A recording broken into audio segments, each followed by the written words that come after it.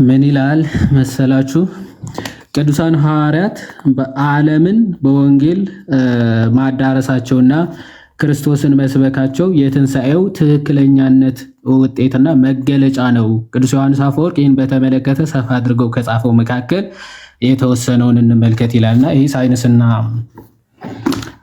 ሳይንስና ሃይማኖት የሚል ዲያቆን ያረጋል አበጋዝ መጽሐፍ ነው።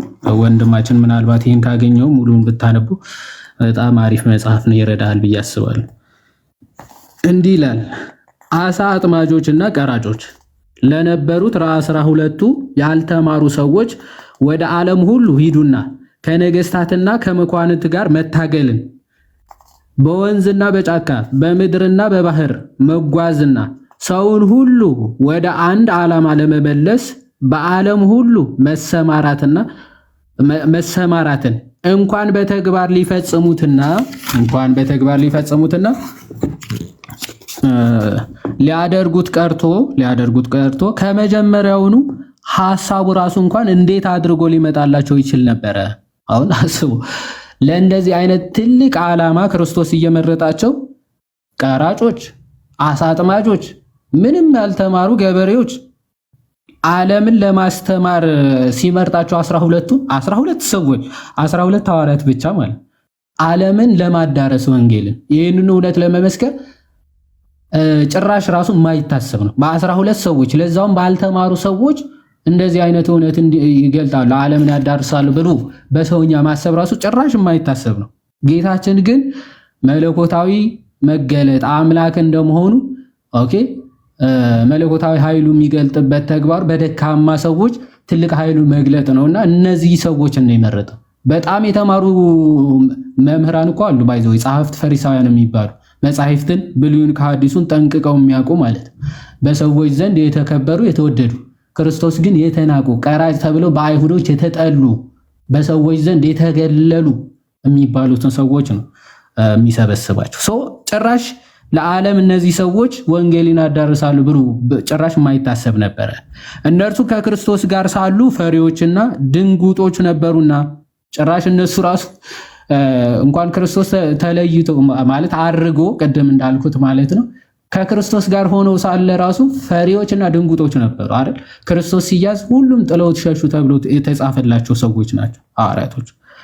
ስለዚህ ሸሽተዋል። ጴጥሮስም ክዱታል። ከነዛ መካከል መሸሽ ብቻ ሳይሆን እኔ አላውቀውም ብሎ ራሱ ጭምር የካደው ጴጥሮስ አለ። ታዲያ ጌታችን አብሯቸው ከእነርሱ ጋር ሳለ ያን ያህል ፈሪዎችና ድንጉጦች የነበሩት ክርስቶስ ከሙታን የተነሳና የታያቸው ካልሆነ በስተቀር አሁን ተመልከቱ፣ ክርስቶስ ሲያዝ ፈርጥጠው ጥለውት የሸሹት ሐዋርያት ክርስቶስ ከተነሳ በኋላ ምን ቢፈጠርና ምን ቢገጥማቸው እነዚህ ሰዎች በዓላውያን ነገስታት ፊት ስለ ክርስቶስ ለመመስከር ፈቃደኞች ይሆኑ? ክርስቶስ ከሙታን ተለይቶ የተነሳና የታያቸው ካልሆነ በስተቀር መነሳቱንም አስረግጠው ያመኑና የተረዱ ካልሆነ በስተቀር የትንሣኤውን ኃይል ያሳደረባቸው ካልሆነ በስተቀር ከሞተ በኋላና እርሱ ከተለያቸው በኋላ እንዴት አድርገው ከዓለሙ ሁሉ ጋር ሊሰለፉ ይነሱ ነበረ? ይሄ ሁላችንም ልንጠይቀው የሚገባ ጥያቄ ነው። እንዴ ከክርስቶስ ጋር ሳሉ የሚደነግጡ የሚፈሩ ሲሸሹ ሲሮጡ ሲሸሸጉ የነበሩ ሰዎች ክርስቶስ ሲነሳ እንደዛ ብርቱዎች ለትንሣኤው ምስክር ለመሆን ለመሞት የሚፋጠኑ የሆኑት እንግዲህ ክርስቶስ ተነስቶ ትንሣኤውን እውነት መሆኑ አስረግጦ የትንሣኤው ጌታ መሆኑ አስረግጠው የነገራቸው ካልሆነ ያሳመናቸው ካልሆነ በስተቀር እንዴ ላላመኑት እውነት ለመሞት እንዴት ራሱ ፈቃደኛ ሊሆኑ ይችላል? ከዓለም በሙሉ ጋር አጌንስት ሆነው ነው የቆሙት። በነገራችን ከሚገድሉ አይሁዳውያንና ሮማውያን በተቃራኒ ቆመው ነው ስለ ክርስቶስ የመሰከሩት እነዚህ ሰዎች። ስለዚህ የትንሣኤው ብርሃን ካላዩ በስተቀር እነዚህ 12 ሐዋርያት እንዴት ከዓለም ጋር ሊጋፈጡ ይችላሉ ይላል። ይህ ሁሉ ነገር ሊደረግ ቀርቶ ሊታሰብ እንኳን የማይቻል አልነበረምና ከትንሣኤው በኋላ የተገለጠላቸውና እነርሱም የትንሣኤውን አማናዊነት በሚገባ አምነውና ተረድተው ባይሆን ኖሮ እንዲህ ወዳለ እጅግ ከባድና ውስብስብ ነገር በተግባር ሊገቡ ይቅርና መጀመሪያውኑ አያልሙትም ነበረ። እንዲህ ያለ ነገር ዓለምን ሊያሳምን ይችላል ብሎ ማሰብን መፈጸሙ ይቅርና ሊያልሙትስ ይችሉ ነበርን?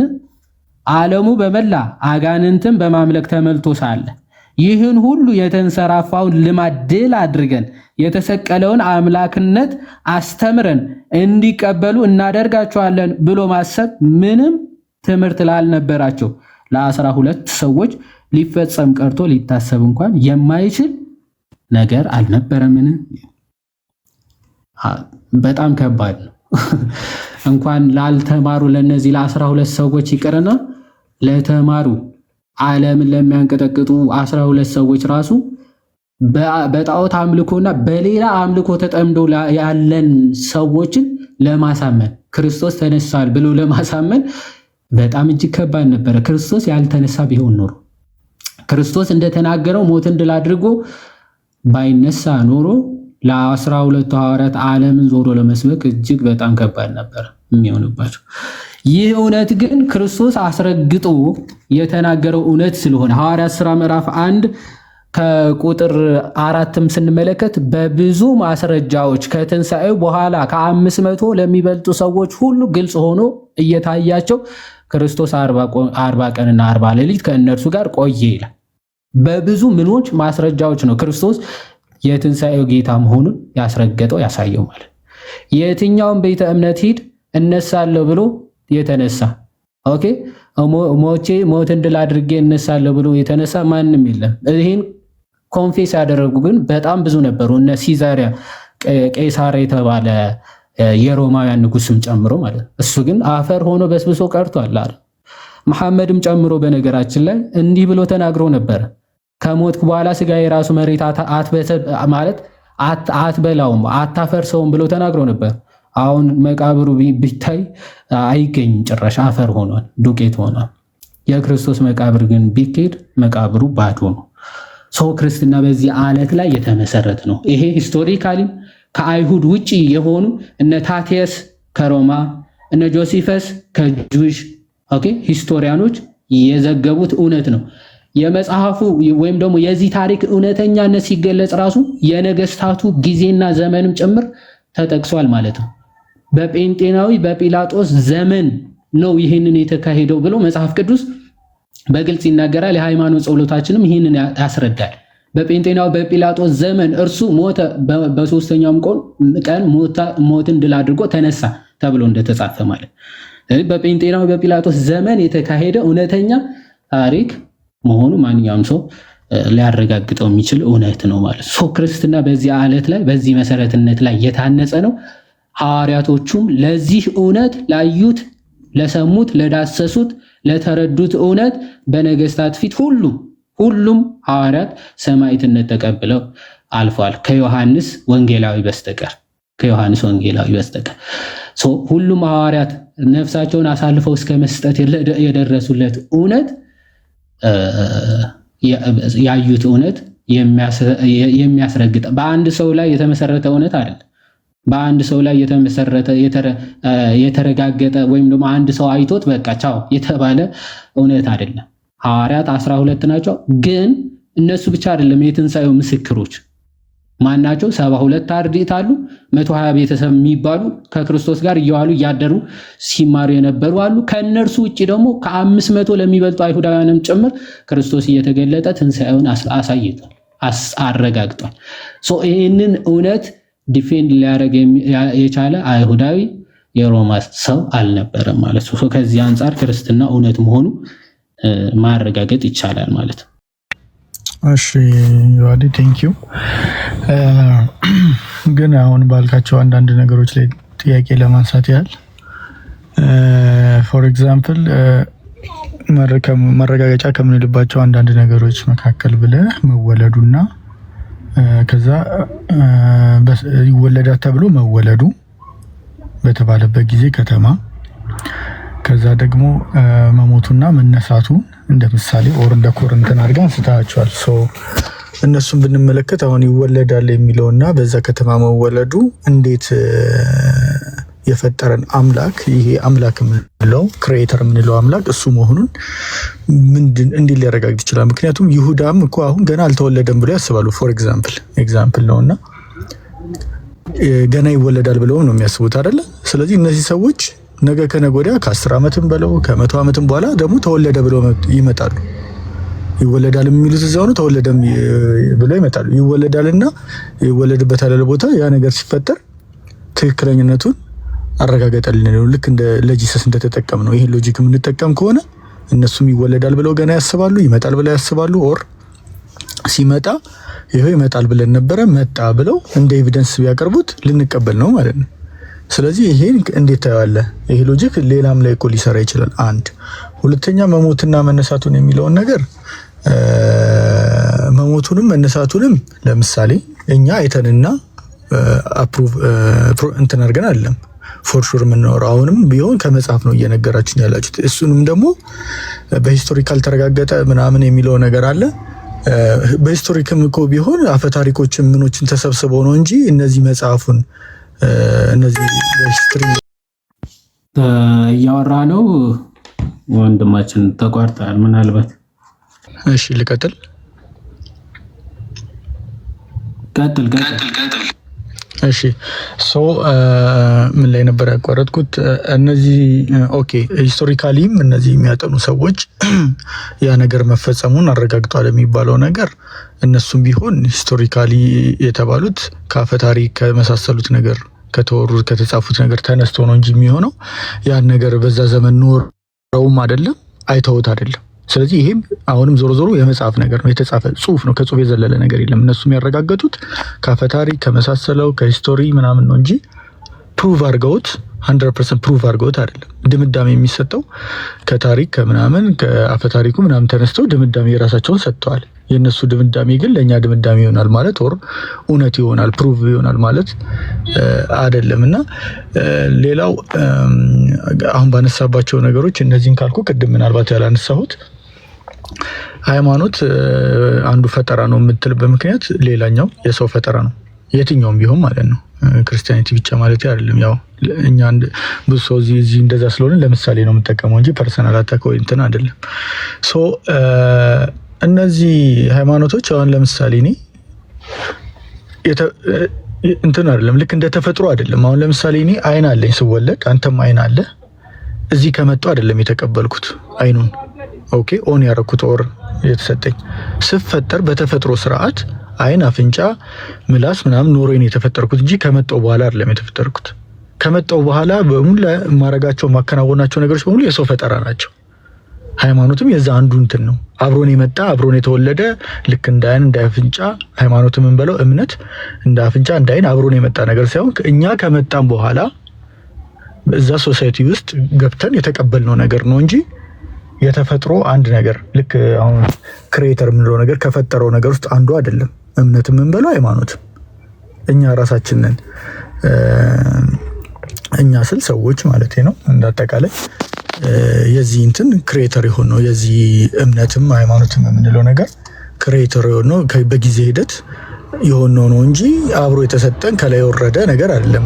ከላይ ወረደ ካልክ እንደ አፍንጫዬ እንደ አይኔ እንደ ምላሴ አብሮኝ ከአካሌ ጋር የተሰጠ ነገር አይደለም። ምድር ከመጣው በኋላ የተቀበልኩት ነው። ሌሎቻችንም ቢሆን ደግሞ አሁን የያዝነው ሃይማኖት ልክ ነው የምንለው አንብበን ተረድተን ኢት ሜክ ሴንስ ብለን ፊል ስላደረግነው ነው እንጂ ዓለም ላይ ያለን በሙሉ ሃይማኖት ልክ አሁን እንደምናምነው ሃይማኖት አንብበን ኢቫሉዌት አድርገን ምናምን ውድቅ አድርገን ነው አይደለም። ልክ አይደለም ብለን ፕሩቭ አድርገን ነው ሳይሆን በቃ የነበረበት ሶሳይቲ ያለንበት እንትን ኦልሬዲ ይዞ የጠበቀን ነገር አለ። እዛ ውስጥ ቢበዛ ከአንዱ ከሁለቱ በላይ ቼክ የምናደርገው ነገር አይኖርም። ግን በሃይማኖት ደረጃ በእምነት ደረጃ ስንት ሺህ እንዳለ እናውቃለን። እንኳን በክርስቲያኒቲ ብቻ ራሱ ስንት ሺህ አለ እንኳን በሌሎቹ ቀርቶ ማለት ነው። እንዴት ታየዋለህ? እነዚህ ነገሮች እንዴት ሎጂካሊ ስፒኪንግም በለው ከፋክት አንጻርም ብናየው ከተፈጥሮ ስርዓት አንጻርም ብናየው ብዙ ፋውል ነገሮች ታያለ። እዛ ላይ ባይብል ላይም በለው ቁርአንም ላይም በለው ለምሳሌ ከተፈጥሮ አንጻር ስትመለከት ባህርን ከፈለ ይላል። ማንም ባህርን ከፈለ ነገር ይላል። አሁን ይሄ ተፈጥሮ ስርዓት አይደለም። የትኛውም ዘመን ላይ ከዛ በኋላ ከወረቀት ውጪ ያየነው ነገር አይደለም። ወረቀት ላይ የተጻፈ ብቻ ነው ባህር ከፈለ አባወራ ምናምን የመሳሰሉ። ለምሳሌ ያህል ባህር ከፈለ የሚለው ከመጽሐፍ ውጪ የታገኘዋለህ ብለህ ፋክትሊ የትም አታሳይኝ። በቃ ከወረቀት ይዘላል ምንም አታሳይኝ። እንደዛ ከሆነ ታዲያ አሁን ስራውን አቁሟል እግዚአብሔር ስለ አላቆመም ነው የምትለኝ። ግን ካላቆመ ለምንድን ነው እነዚህ ነገሮች ያልቀጠሉት ብለህ ሌላ ነገር ነው እንጂ የምትነግረኝ የራሱኑ ተመሳሳይ ነገር አልነግረኝም። ግን እንደዚህ አይነት ተመሳሳይ እርዳታ የሚያስፈልጋቸው ሰዎች ስለሌሉ አይደለም። በየጊዜው ባህር ላይ ሰው እየሞተ ነው ወደ ሌላ ሀገር ሲሄድ ባህር ተከፍሎለት እንዲያልፍ ይፈልጋል። ግን ያ ነገር አይፈጸምም። ምክንያቱም ወረቀት ላይ ያለ ነገር ብቻ ነው፣ ሪያሊቲ አይደለም። እና እስቲ ምናልባት ከዚህ በላይ አላብዛውና ፖዝ ላድርግልህና ሚዩት ላድርግና አንተ እንትን በል። እሺ ቱ ቢ ኦነስት ባይ ዘ ዌይ አስ ማለት እምነት እንደሌለው ሰው በኤቪደንስ ወይም ደግሞ ሎጂካል ብታረጋቸው አርጊመንቶች አሪፎች ነበሩ። ማለት አሁን ምን ብዬ ተናገርኩኝ? በብሉይ ኪዳን ጁሾች ራሱ የሚቀበሏቸው መጻሕፍቶች አን ኤቪደንስ ተጠቀሰ ወይም ደግሞ ተነገሩ። ግን ማንም ፍጥረት መጥቶ ብሏቸው ሊያደርጋቸው የማይችሉ ሱፐር ናቹራል የሆኑ ቲንጎች በክርስቶስ ኢየሱስ ተፈጽሟል እያለ ነው። ምንድነው እሱ? አሁን አይሁዶች እኮ ተነስተው ምናምን የሆነ አካል በቃ ይሄ ነው ክርስቶስ ብለው እኮ ሊያነሱ ይችላሉ። በት ይሄ ሱፐር ናቹራል የሆነው በሶስተኛው ቀን ሞቶ መነሳትን በድንግልና መወለድን የሚሉ ነገሮች ግን ፊልፊል ሊያደርጉ ይችላሉ? አይችሉም ነው አይችሉም። ኦኬ ግን በብሉይ ኪዳን ስለ ክርስቶስ የተነገሩ እያንዳንዱ ትንቢቶች ግን ተፈጽሞ የምትመለከተው ሊፈጸሙ የማይችሉ በተራ ሰው ወይም ደግሞ ዲቫይን ባልሆነ አካል ሊፈጸሙ የማይችሉ ነገሮች በክርስቶስ ተፈጽሞ ታይተዋል። እሱ የሚያስደንቅ እውነት ነው። በቃ ሊካድ የማይችል እውነት ነው እያልኩ ነው። እሱ በምን እናውቃለን? አሁን እኮ ታሪኮች እኮ የሆነ በአፈ ታሪክ ደረጃ እንዲህ ተብለው ተጽፈው ከዛ በኋላ በጽሁፍ ደረጃ ነው እንጂ ያለ ነው ፕሩቭ ማድረግ አንችልም። ማለት አሁን አንተ በዛ ሰዓት ማለት መሄድና ማየት ፈልገ ነው ማለት አንድ ሂስቶሪካሊ ትሩ ወይም ደግሞ እውነት ነው ለመባል አንድ ነገር እኮ አንተ በዛ ሰዓት ፕሬዘንት ሆነ መጽሐፍ ወይም ደግሞ ማየት እኮ ግዴታ አይደለም። whether it is true አይደለም ለማለት ያንተ አክቹዋሊ እዛ ፕሬዘንስ አስፈላጊ አይደለም። ለምሳሌ የአድዋ ታሪክ እውነት ነው፣ በኢትዮጵያ የተፈጸመ ከጣሊያንና ከኢትዮጵያውያን ጋር የተደረገ ጦርነት ነው። በዛን ሰዓት የነበሩ ሰዎች ታሪኩን አልጻፉትም። ማንም ታሪኩን የጻፈው ከዛ በኋላ የመጡ አባቶች ናቸው። በዛ ሰዓት የነበሩ አባቶች ታሪኩን የሚያውቁ በአፈ ታሪክ ደረጃ እየተቀባበለ መጣ። ዘን ለሂስትሪው የቀረቡ አባቶች ታሪኩን በታሪክ ደረጃ ጻፉት ማለት ነው። ሰው ከትውልድ ወደ ትውልድ ታሪኩ እየተላለፈ ይሄዳል። ኦኬ በዛ ሰዓት የነበሩ ሰዎች አይደለም የጻፉት። ስለዚህ እውነት አይደለም ብለዲና የምታረክ ከሆነ ይሄ ኢሎጂካልም ጭምር ነው ማለት። እያንዳንዱ ኢቨንት እውነትን መሆኑን አለመሆኑን ለማረጋገጥ አንተ በዛ ኢቨንት ላይ ካልተገኘው በስተቀር እውነት ነው ብዬ አልቀበልም ወደሚል ፋላሲ ውስጥ ትገባለህ ማለት ነው። ሶ ሂስትሪው አንድ ክርስቲያን ካልሆኑ አካላት ሂስትሪ እውነት መሆኑ ተጽፏል። የሂስትሪው ግን አካላት በነበሩ ሂስቶሪያንስ እያልኩ ነው። በደንብ አስተውል።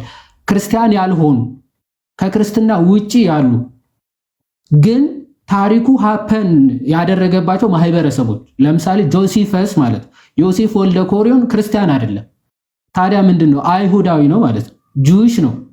ስለዚህ የጁዊሽን ታሪክ ሲጽፍ የክርስቶስ መሰቀል በጴንጤናዊ በጲላጦስ ዘመን ክርስቶስ መሰቀሉ፣ መቀበሩ፣ መነሳቱ የታመነ እውነት እንደሆነ ጽፏል። ይሄ አይሁዳዊ የክርስቶስ መነሳትና መሞት መነሳቱ መጻፉ ለእርሱ ሃይማኖት አጌንስት ነው ወይም ደግሞ ለሱ እምነት አጌንስት የሆነ ነገር ነው የጻፈው። ሶ ይሄንን ይጽፋል ብለህ ኤክስፔክት አታደርገውም። ለሱ ምንም የሚጠቅመው ነገር የለማ። ምክንያቱም ቢያንስ ክርስቲያን ቢሆን ባያዝድ ሆኖ ጽፏል ልትል ትችላለህ። ለሃይማኖቱ ባያዝ ኖሮት እንደዛ ጽፎ ሊሆን ይችላል ልትል ትችላለህ። ይህ ጆሲፈስ ግን አጌንስት ሂዝ ቢሊፍ ነው የጻፈው ማለት ወይም ደግሞ ከእምነቱ ተቃራኒ የሆነ ነገር አለውኝ። ቆይ ሄሉ ፖዝ አድርጋለች። እኔ ጋር ብቻ ነው ኦኬ ኦኬ የሄሉ ፖዝ አድርጎ ስለታየኝ ነው ማለት ነው። ጆሲፈስ ወይም ደግሞ ዮሴፍ ወልደ ኮሪዮን አይሁዳዊ ነው። አጌንስቲስ ብልፍ ግን የክርስቶስ መሞትና መነሳት ጽፏል ነው። ስለዚህ ይሄ ሂስቶሪካል ፋክት እና እውነት መሆኑ ዲናይ ልታደርጓችን። ከዛ ታቲየስ ደግሞ ኤቲየስት ነው፣ ሂስቶሪያን ነው። ግን በዛን ሰዓት ለነበሩ የሮማውያን ነገስታት በጣም ቅርብ የነበረ ታሪክ ጸሐፊ ነው። በጣም ቅርብ ማለት ነው። እሱ ደግሞ የክርስቶስ መሞት ከባድ ኤክስኪዩሽን እንደተደረገበት እንደተፈጸመበት በግልጽ ነው ጽፏል። ይሄም ክርስቲያን አይደለም። ታቲየስ ማለት ሮማዊ የታሪክ ጸሐፊ ነው። ሮማውያን ናቸው ክርስቶስን የሰቀሉ። የታሪኩ ባለቤት የሆኑ ሮማውያን እና አይሁዳውያን የክርስቶስን መሞት መሰቀል በግልጽ ተናግረዋል፣ ኮንፌስ አድርገዋል ማለት። ስለዚህ የክርስቶስ ትንሣኤ ወይም ደግሞ የክርስቶስ መቃብር ላይ ግን የክርስቶስ ሰውነት አካል ሊያገኙ አልተገኘም። ይሄ ደግሞ ስቲል ናው ወይም ደግሞ ይሄ ዲ ሚራክል ላይት ወይም ደግሞ ዲ ኢስተርን ላይት ፋየር የሚባል አለ። የትንሣኤው እሳት ወይም ደግሞ የትንሣኤ ብርሃን ብለህ ዩቲዩብ ላይ ራሱ ሰርች ብታደርግ በቃ እንትን ላይ ያለ ኢንተርኔት ላይ ያለ እውነት ነው። ኦኬ ኢንተርኔት ላይ ያለ እውነት ነው። ሪያሊቲውን መመልከት በቃ ከመቃብሩ የሚገኘው እሳት መመልከት ነው። ይህ እሳት በተፈጥሮ ደግሞ ናቹራሊ ከዚህ ምድር እሳት ይለያል። ምክንያቱም ብትነካው ፀጉርህ ብታስነካው የማያቃጥል እሳት ነው፣ ፋየር ነው። ግን ፀጉርህ ምናምን ቢነካ ምናምን አያቃጥልም። ግን ፎር ሰም ሃወርስ ማለት ለተወሰኑ ሰዓታት ነው። ይሄ በሳይንቲስቶች ራሱ ዞይዶን አንደርስታንድ ወይ በቃ ምን አይነት እሳት እንደሆነ ሊረዱት ሊደርሱበት ያልቻሉት እሳት ነው እያለ በቃ ይሄ ሂስቶሪካሊ ፋክት ነው ወይም ደግሞ አሁን በዚህ ሰዓትም ያለ እውነት ነው እያለ ኦኬ ዲናይ ልታደርገው ማችለው እውነት ነው ማለት አፈ ታሪክ ሳይሆን ታሪክ ጸሐፊዎች ራሱ ለምሳሌ ባርቴርመን በዘመናችን ያለ ኤቲስት ነው ወይም ደግሞ ኤቲዝም ነው ወይም ደግሞ ምንም እምነት የለውም ባርቴርመን ማለት የክርስቶስ መሞት መሰቀል መነሳት ግን በቃ ሂስቶሪካሊ እውነት ነው ብሎ የሚያምን ከታሪክ ብንመለከት አርኪኦሎጂካሊ ብንመለከት ይህ እውነት ዲና የማይደረግ ነው። በጣም ብዙ ጥናቶች ያደረገ ነው። ኦኬ ኤቲስት የሆነ ሰው ነው። የክርስቶስ ስቅለት መነሳቱ ግን የማይካድ እውነት ነው ብሎ ነው የሚናገር ባርቴርመን ማለት የምታነብ ከሆነ እንትኖችን የምትመለከት ከሆነ እነዚህ እውነቶች ሊካዱ የማይችሉ የክርስትና መሰረቶች ናቸው። ከዛ በጣም የሚገርመው ደግሞ የሐዋርያቶቹ ኤክስኪዩሽን ወይም ደግሞ መገደልና መሞት ይሄም የታወቀ እውነት ነው ማለት ሪሊክሳቸው የሰማዕትነት መታሰቢያ ቀናቸው ጭምር በክርስቲያኖች ቬኔሬት የሚደረግ የሚከበር ሪላክሳቸው ጭምር ሲከበር የነበረበት ጥንታውያን አብያተ ክርስቲያናት አሉ። የሐዋርያቶቹ ኤክስኪዩት መደረግ በግፍ መገደል ማለት ነው። በግፍ የተገደሉት ሐዋርያቶች በምንድን ነው ክርስቲያኖች ተብለው ስፔሲፊካሊ በሮማን ኤንድ በጁዊሽ ታሪክ ሂስቶሪ ስታጠና ክርስቲያኖች ክርስቶስን ወይም ደግሞ ክርስቲያን የሚለው ስም ራሱ የሰጧቸው ማናቸው? የሐዋርያት ስራ ላይ በግልጽ ተጽፏል። ኢአማኝ የሆኑ ናቸው ወይም ደግሞ ከክርስትና ውጪ ያሉ ሰዎች ናቸው ክርስቲያን ብለው የተናገረ ስም የሰጧቸው። ለምን? ክርስቶስን የሚሰብኩ በክርስቶስ የሚያምኑ ሲሏቸው ክርስቲያኖች ብሏቸዋል ማለት። ስለዚህ ክርስቶስን እየዞሩ ሲሰብኩ የነበሩ ሐዋርያቶች ደግሞ የሁሉም መርደር ብትመለከት የሁሉ ኤክስኪዩሽን ወይም ደግሞ አገዳደል ብትመለከት በጣም ሰቅጣጭና ዘግናኝ የሆኑ ሞቶች ናቸው። አሁን እነዚህ ሐዋርያት እንደዚህ አይነት ግፍና ሞት እንዲደርስባቸው ምክንያት የሆናቸው ምንድነው? ክርስቶስ ተነስቷል፣ ክርስትናን ተቀበሉ የሚለውን ትምህርት በመስበካቸው ነው። ያዩት እውነት የተሰበከላቸው እውነት የምርም የማያሳምን ከሆነና እንደው ዝም ብሎ ያላረጋገጡት እውነት ቢሆን እንደዚህ ክሩሻል የሆኑ ኤክስኪዩሽኖች ወይም ደግሞ በጣም አጸያፊ የሆኑ የሚዘገንኑ አይነት ግድያዎችን ለመጋፈጥ ፈቃደኛ ጭራሽ ሊሆኑ አይችሉም። እነዚህ ሰዎች እንደ አርፈን አናርስም፣ እንደ አርፈን አሳችንን አናጠምድም፣ አርፈን በሰላም ከቤተሰቦቻችን ጋር አንኖርም እንዴ ብለው ነበር ግን እነሱ ቤተሰቦቻቸው ዘመዶቻቸውን ትተው ለዚህ እውነት የሚያጸይፍ ሞት ለመሞት ራሱ ወደኋላ የማይሉ ቅዱስ አግናጢዮስን ታሪካቸውን መመልከት ለአንበሳ ተወርውረው ሲሰጡ አይ ከዚህ ከሞት ማለት እንዳትሞት ለሮማውያን ነገስታት እንኳን ብር እንስጣቸው ወይም ደግሞ ክርስቲያኖች አሰባስበን ሰልፍ አድርገን ከሞት ወይም ከሰማዕትነት እንድትተርፍ እናድርግ ብለው ሲናገሩ ነው ይሄን የመሰለ ክብርና ማዕረግ እንዲያመልጠኝ አታድርጉ ብሎ ኤፒስትሉ መልእክቱን ጽፎላቸው አግናጢዮስ። እነ ፖሊካርፕ በስተርጅና በ80 ምናምን ዓመቱ በእሳት ተቃጥሎ ነው የሞተው። እሱም በዚህ እድሜ ከምትቃጠል ክርስቶስን ካድና ሀብት ንብረት ይሰጣል። ክርስቶስ እስካሁን ባለችው ሰዓት እድሜ ድረስ ምንም ያጎደለብኝ ነገር የለምና ከዘላለማዊ እሳት ይልቅ የእናንተ ጊዜያዊ እሳት ምንም እንደማያረገኝ እነግራችኋለሁ። በኋላ የሚጠብቃችሁን እሳት ብታውቁ ኖሮ ይሄኛውን እሳት ምንም ባልመሰላችሁ ነበረ። ኦኬ። እና ጸሎት እንዳረግና አምላኬን እንድለምን ብቻ ጥቂት ደቂቃ ስጡኝ፣ ፈጥናችሁ ወደ እሳት ጣሉኝ ብሎ እስከ መመስከር ድረስ የደረሰው ኦኬ ላላመነበት ወይም ደግሞ ላላመኑበት፣ ላላዩት፣ ላላረጋገጡት እውነት በጭራሽ ሊሆን አይችልም። ይሄን ነው ሁለተኛ ሐሳብ። ከዛ እምነት እኮ እንደ አይን እንደ ጆሮ ምናምን የተሰጠን አይደለም። ኦኬ እንደዛ የተሰጠን ሳይሆን እኛ ክሬት ያደረግነው ነው ብላል። አይ አክቹአሊ እኛ ክሬት ያደረግነው አይደለም። እምነት ፈጣሪ ራሱን ነው ሪቪል የሚያደርገው እንጂ አንተ ተመራምረ ወይም ደግሞ ይሁን ተፈላስፈ ምናምን የምትፈጥረው ነገር አይደለም። እምነት ክርስትና ማለት ኦኬ እግዚአብሔር የማይታይ ነው፣ የማይጨበጥ ነው፣ ረቂቅ ሱፐርናቹራል የሆነ ቢንግ ነው። ምክንያቱም አንድ ኮምፒውተር ሶፊስቲኬትድ የሆነ ኮምፒውተር የሚሰራው እያንዳንዱ ፕሮሰስ እንዲያደርግ አንድ ዲዛይነር እንዳለው ሁሉ ኦኬ ልክ እንደዚህ ሶፊስቲኬትድ የሆነ በጣም ጥቂት ሳይዝ ያለው የሰው ልጅን ኦኬ አንዱ አካሉ ከሌላው ጋር ሃርሞኒየስ ሆኖ እንዲሰራ ያደረገ አንድ ሱፐርናቹራል የሆነ ቢንግ አለ። ያ ሱፐርናቹራል የሆነ ቢንግ ደግሞ አንተ ተመራምረ ማለት ልክ ኮምፒውተር ሰሪውን ተመራምሮ እንደመድረስ አይነት ነገር ማለት እንደዛ ሊሆን አይችልም። ታዲያ ምንድነው ፈጣሪ ራሱን ነው ሊገልጽልህ የሚችለው ማለት የማይታይ የማይጨበጥ ሁሉንም ያስገኘው ፈጣሪ ኦኬ ራሱን ሪቪል ሲያደርግልህ ነው አንተ ልታውቀው የምትችለው። ሪቪል የሚያደርግልህ ግን በምንድነው? አንድ ጀነራል ሪቬሌሽን ይባላል፣ ሁለተኛ ደግሞ ስፔሲፊክ ሪቬሌሽን ይባላል።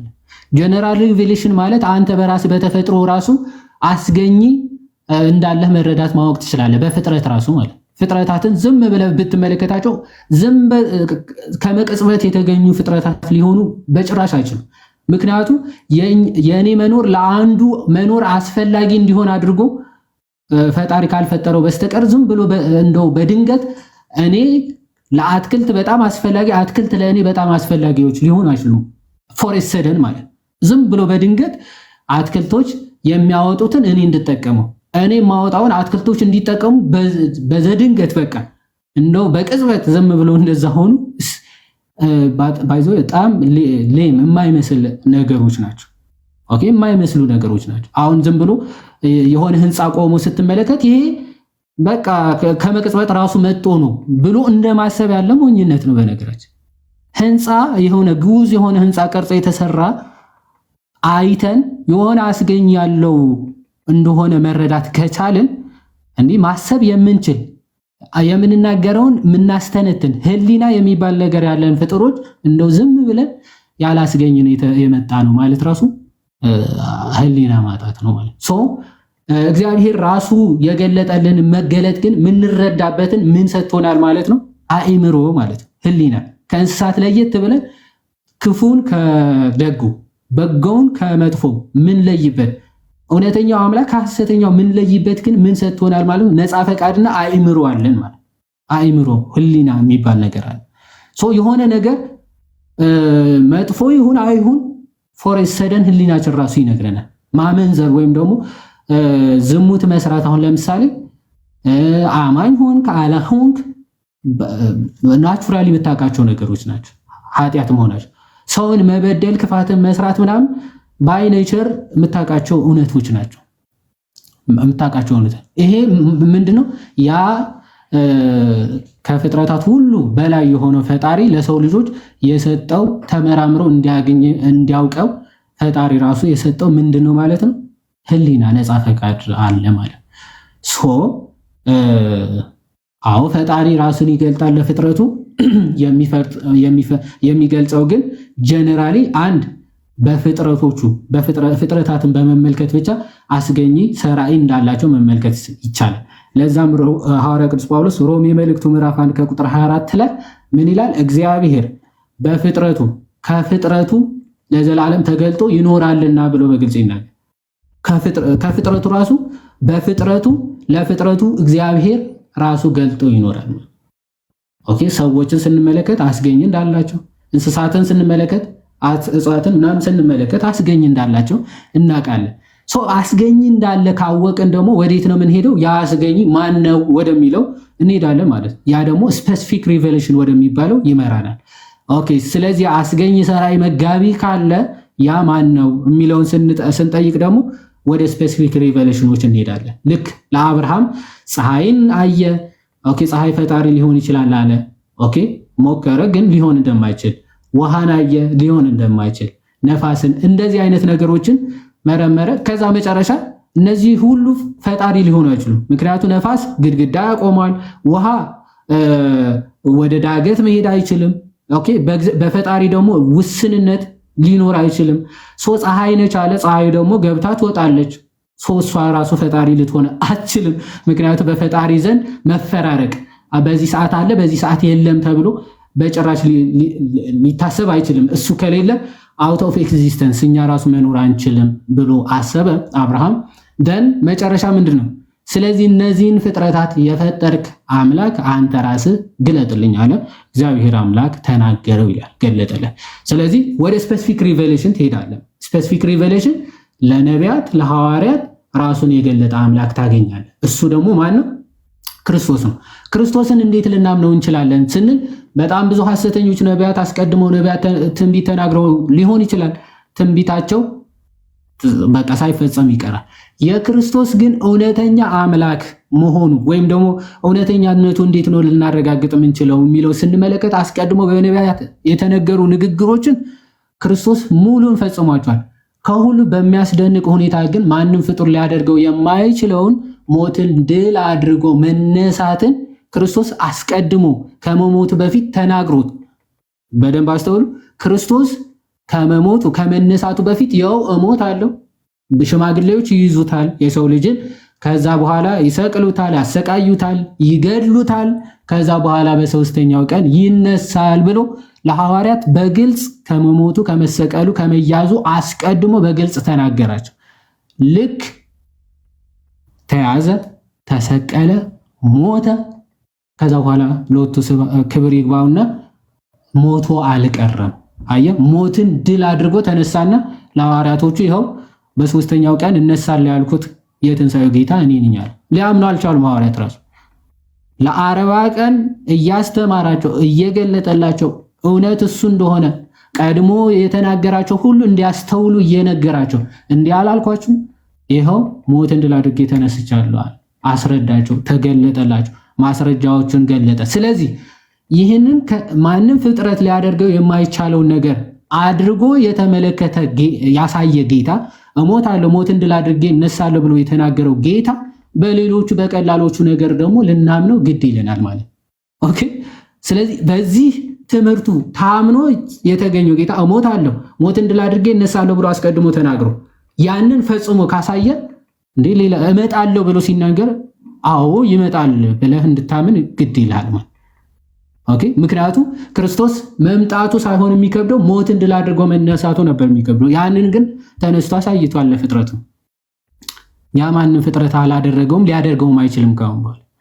ስለዚህ ሞትን ድል አድርጎ ተነስቶ አሳያቸው። ስለዚህ ከዛ በኋላ ለሚናገራቸው ንግሮች ኦኬ የሚያደርግ ጌታ፣ የሚፈጽም ጌታ፣ እውነተኛ ጌታ መሆኑ አሳያቸው ማለት አይተዋል ማለት ነው ሐዋርያት። ስለዚህ ሌሎቹ ነገሮች ለማመን አይከብድም ክርስቶስ ለተናገራቸው። ሰው ሞትን ድል አድርጌ እነሳለሁ ብሎ ተነስቶ ዳግም እመጣለሁ ለፍርድ ሲል ምን ጥያቄ አለ?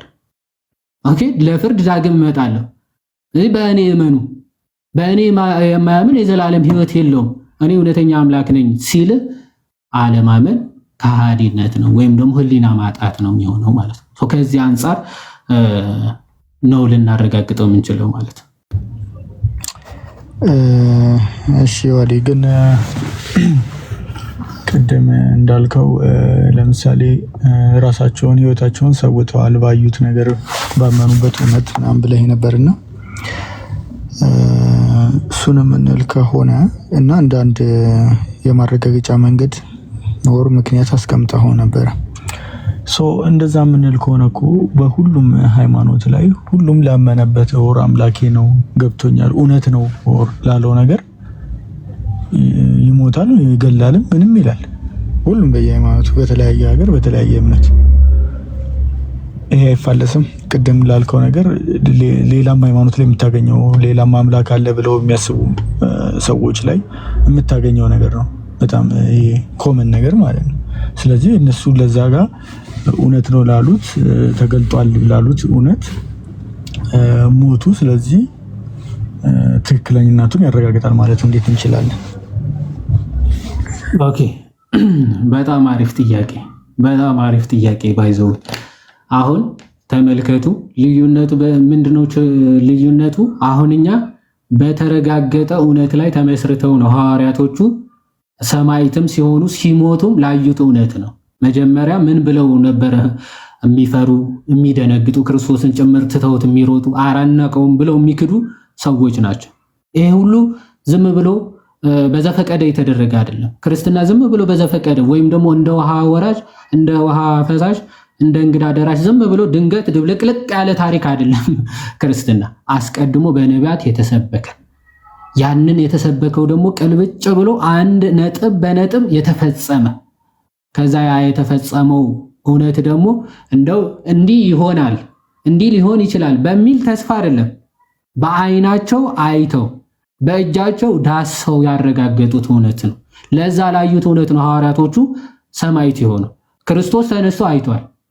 ክርስቶስ ሊነሳ ይነሳል በሚል ተስፋ ብቻ አይደለም ክርስትና የተመሰረተው። የትኛውም ቤተ እምነት ብትመለከት ለሚጠብቁት ተስፋ ምንም አይነት ማስረጃ የላቸው። ሙስሊሞች አሁን እንነሳለን፣ ተነስተን 72 ደናግላን ይሰጡናል፣ ወይን እንጠጣለን፣ ቢራ እንጠጣለን ምናምን እንደዚህ አይነት ሁሉ ነገሮች ተረቶች ይቀበላል ማለት ተረት ነው ልንለው እንችላለን።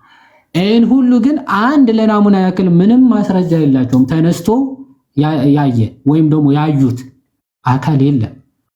እንደዛ ሊያገኙ እንደሚችሉ የሚያረጋግጥላቸው ምንም አይነት ማስረጃ የለም። የትኛውም ቤተ እምነት ብትመለከት እምነቱ የተመሰረተው ዝም ብሎ በተራ በጉም መዝገን በሆነ ተስፋ ላይ፣ ክርስትና ግን ጉም መዝገን ላይ ሳይሆን እንነሳለን ስንል የተንሳኤ ጌታ ተነስቶ ያሳየን አምላክ ስላለን የምርም እንደምንነሳ እርግጠኞች ነን።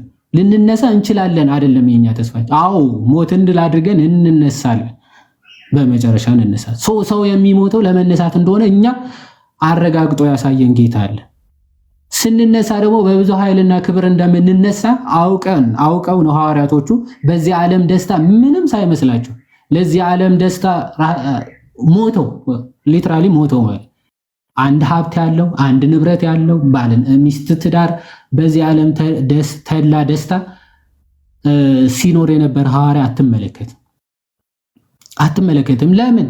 ያዩት እውነት በዚህ ዓለም በዛኛው ህይወት የሚገኘው ደስታ ክርስቶስ ተነስቶ ያሳያቸው ህይወት በዚህ ዓለም ከሚገኘው ደስታ ምንም እንዳይደለ ስለገባቸው ስላወቁ ስላረጋገጡ ለዚህ እውነት ሀብታቸው፣ ንብረታቸው፣ ቤተሰባቸው ትተው ክርስቶስን ተከትለው በዓላውያን ነገስታት ፊት ሲመሰክሩ በድፍረት ሌላው ቤተ እምነት ያው እስልምና ሞር ስለምናውቀው እዚህ ለዛ ነው እስልምና የምንሰጠው 72 ደናግላን ታገኛላችሁ ይልና ለዚህ ተስፋ እርግጠኛ መሆን ስለማይችሉ ለዚህ ለተሰጣቸው ተስፋ እንዲጋደሉ ምን ያደርጋቸዋል መሐመድ? አሁን በሰማያት ተጋድላችሁ ለእስልምና ብላችሁ ተጋድላችሁ ከሞታችሁ ኦኬ ከ72ቱ በላይ ብዙ ሴቶች ይሰጣችኋል። እዚህ ምድርም ላይ የማረካችኋቸው በጦርነት የማረካችኋቸው ሴቶች ምናምን ለራሳችሁ ታገባላችሁ። በቃ ስለዚህ አሁን ተስፋ ሞሪያ አገኛለሁ ብሎ ተስፋ ሊያደርግ ይችላል። እሺ የሚመጣ ሞር ደግሞ እዚህ ምድር ላይ ለሚያገኘው ስጋዊ ተድላና ደስታ ወይም ደግሞ ሴቶችን አገኛለሁ ብሎ ስለሚያስብ ለዛ ይጋደላል። ክርስትና ግን እንደዛ አይደለም። ኦኬ ክርስትና እንደዛ አይደለም። እንነሳለን ስንል ኦፍ ኮርስ ተነስቶ ያሳየን ጌታ ስላለ እንደው ዝም ብሎ ግሙ የጨበጠ ተስፋ ብቻ አይደለም። ያንን ይዘን ነው ምን ሰብከው። ክርስትና ያንን ተይዞ ነው የሚሰበከው። ሌላ ቤተ እምነት ግን እንዲህ ትሆናለህ ብሎ ቀደም አልኩኝ መሐመድ ተኝቶ እያለ ማለት ከመሞቱ በፊት ሲናገራቸው ከነበሩ ንግግሮች አልኩኝ ስጋዬ መሬት እንዳት ኦኬ አሁን ቆይ ማስረጃ ማሳየት ይጠበቅብኛል መሰለኝ። አሁን በሐሰት እየከሰስክ እንዳይመስል ላሳያችሁ። ቆይ ሰው በሐሰት ሊመስለው ስለሚችል ማስረጃ ልክፈትና እሺ መስጋና ብሎሃል ይለ እሺ ያው ሱናን ኢብን ማጃህ ይሄ የሙስሊሞች ሐዲስ ነው። ሱናን ኢብን ማጃህ 1637 ላይ ምን ብሎ ይናገራል? send a great deal of blessing upon me on Friday ይላል። ያው አርብ ላይ ብዙ ጸሎት በእኔ ላይ አድርጉ ይልና for it is witnessed by the angels no one sends blessing upon me but his blessing will be present to me ይላል። በመልአክ እንደተነገረኝ ከሆነ ዕለተ አርብ ሁሉ የምታደርሱት ጸሎት ሁሉ ወደ እኔ ሳይደርስ ወደ አላህ አይሄድም ብሎ ይናገራል። እሺ until he finishes ዘሚልና a man said even after this ከዛ አንድ ሰው ተነሳና ምን ብሎ ጠየቀው? ከሞት በኋላም ቢሆን ይላል። ኦኬ ለምንድን ይወጣ? እሺ anyways even after this ይላል። ከሞት በኋላም ቢሆን ይለዋል። then he said even after days for Allah has forbid the earth to consume the bodies of the prophets አለ። አዎ ከሞትኩም በኋላ ቢሆን አዎ ጸሎታችሁ ወደ እኔ ይደርሳል አለ። ምክንያቱስ አላህ forbid the earth መሬትን አውግዟታል። ምን ብሉ? የነቢያትን ሁሉ ስጋቸውን ቦዲያቸውን ኮንሱም እንዳታደርግ ብሎ ተናገረ። so the prophet of Allah is alive and receives provisions ስለዚህ የአላህ መልእክተኛ ሕያው ነው አይነት ነገር በህይወት ያለ ነው። ስለዚህ እናንተን ጸሎት ይሰማል አይነት ነገር ማለት በዕለታ ምክንያቱስ የነቢያትን ስጋ ምን አታረግም መሬት ኮንሱም አታረግም ማለት ይሄ ኮንፊስ በክሌም በማድረግ ደረጃ ወይም ደግሞ በመናገር ደረጃ ይሄ መሐመድም ተናግሮታል በመናገር ደረጃ but is it true ነው ይሄ ነገር ግን እውነት ነው ወይ ነው? እውነት ነው? እውነት አይደለም። እስቲ መቃብሩን ይዩና የመሐመድ ክፈቱና አንዴ ስጋውን አሳዩ። ባይዘው ይሄ እውነት ቢሆን ለእስልምና ትልቅ ማስረጃ ነበር። አይታችኋል በቪዲዮዎች የሆነ የአንድ ሰው ጸጉር የአንዲት የህንዳዊ ጸጉር ይዘው የመሐመድ ጸጉር ነው እያሉ ሲያስሙ አይታችኋል። ጸጉሩ ተገኝቶ እንደዚህ ያሳሙ ሰዎች ሰውነቱ ኖሮ እንዴት ነው የማያስመልኩት? ያስመልኩት ነበር። ኦኬ ባዲው የለም ፈርሷል፣ በስብሷል። በነገራችን ላይ ይሄንን አምነው የሱ ተከታዮችም ጭምር ምን አድርገው ነበር መሰላችሁ? ለመሐመድን ለ3 ቀን ሳይቀብሩት ቆይተው ነበር። በቃ የነቢያት እኮ ስጋቸው አይፈርስም መሬት ኮንሱም አታረጋቸውም ብሎናል፣ ስለዚህ አንቀብረውም ብለው ለ3 ቀን ቆየ። ቤቱን አገማው። በ3ኛው ቀን ተቀበረ። እዚህ ፎልስ ይሄንን የሚክድ ሙስሊም አለ? የለም። ስለዚህ በቃ እውነት ሊሆን አይችልም ስንል በምክንያት ነው። መሰረቱ እውነት አይደለም፣ አንድ ሰው ላይ የተንጠለጠለ እምነት ነው። ያ ሰው ደግሞ ይኸው መሬት ውስጥ ነው። ማይ ብራዘርስ ኤንድ ሲስተር፣ ክርስትና ግን ጌታ ተናግሮ ፈጽሞታል፣ አሳይቷል። አዎ አሳይቷል። ሐዋርያት ሥራ ምዕራፍ 1 ለሆነ ሰው በድብቅ አይደለም፣ ለሆነ ሰው አሳይቶ በቃ እስቲ ካመኑ ይመኑ ካላመኑ ይተውት አይደለም ያለው። ይኸው ሐዋርያት ሥራ ምዕራፍ 1 ከቁጥር 3 ደግሞም 40 ቀን እየታያቸው ስለ እግዚአብሔር መንግስት ነገር እየነገራቸው፣ ተመልከቱ፣ ስለሚመጣው መንግስት ወይም ደግሞ ስለሚመጣው ተስፋ የነገረንን አሜን ብለን እንድንቀበለው ያደረገን በብዙ ማስረጃ ከትንሣኤው በኋላ ለ40 ቀናት ምን ስላደረገ ነው? በብዙ ማስረጃ ከሕማማቱ በኋላ ሕያው ሆኖ ለእነርሱ ራሱ አሳያቸው ይላል። ሕያው ሆኖ አሳያቸው ይልና ከእነርሱ ጋር አብሮ ሳለ ከኢየሩሳሌም እንዳይወጡ አዘዛቸው። ነገር ግን ከእኔ የሰማችሁትን ኦኬ፣ ቆይ ለስንት ሰዎች ነው አልኳችሁ? እሺ፣ ለሐዋርያቶቹ እንደዚህ ካሳያቸው በኋላ አንደኛ ቆሮንቶስ ምዕራፍ 15 ከቁጥር 6 ላይ ምንድነው የሚለው? እሺ፣ መጽሐፍ እንደሚል በሦስተኛው ቀን ተነሳ፣ ለኬፋም ታየ፣ በኋላም ለ12ቱ፣ ከዚያም በኋላ ከ500 ለሚበዙ ወንድሞች በአንድ ጊዜ ታየ። ከእነርሱም የሚበዙቱ እስካሁን አሉ፣ አንዳንዶች ግን አንቀላፍተዋል። ሐዋርያ ቅዱስ ጳውሎስ ነው የሚጽፈው። ሐዋርያ ቅዱስ ጳውሎስ ክርስቶስ መነሳቱ ያዩ ከ500 የሚበልጡ ሰዎች በሕይወት አሉ። አብዛኞቹ የሚበዙቱ በሕይወት ራሱ አሉ፣ ለዛ ምስክር ይሆኑ። አንዳንዶቹ ግን የሞቱ ያንቀላፉ፣ ያረፉ ደግሞ አሉ ይላል ሐዋርያ ቅዱስ ጳውሎስ። እሺ፣ ስለዚህ ክርስትና በዚህ አለት ላይ የተመሰረተ ነው፣ በብዙ ማስረጃዎች ላይ የተመሰረተ ነው።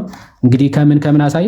ከጁሽ፣ ከሮማን፣ ከዛ አርኪኦሎጂካል፣ ከዛ ደግሞ ከኤቲስት፣ ከዘመናችን ኤቲስቶች ደግሞ ባርቴርመንን አሳየ። ክርስትና እውነት ለመሆኑ ማለት ለእኛ ለአማኞች ሳይሆን ከእምነቱ ውጪ ላሉ ሰዎች ራሱ ክርስትና ለማሳመን በጣም ቀላልና ሊታመንም ግድ የሆነ እምነት መሆኑን ማሳየት በጣም ቀላል ነው። ሌሎቹ ያው እመን ከዛ አምነህ ነው የምትጀምረው፣ እንዲህ ብለሃል፣ ማስረጃ ከየት ነው? ያው መጽሐፌ ላይ ሊል ይችላል። በት አውርስ የኛ ግን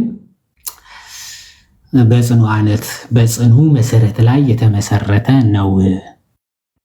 እናንተ የተወደዳችሁ ሰዎች ጨርሻለሁ። ብዙ አወራዋ ልጁ ወጣ፣ ግን ያው ለእኛ ትንሽ ከጠቀመን ብዬ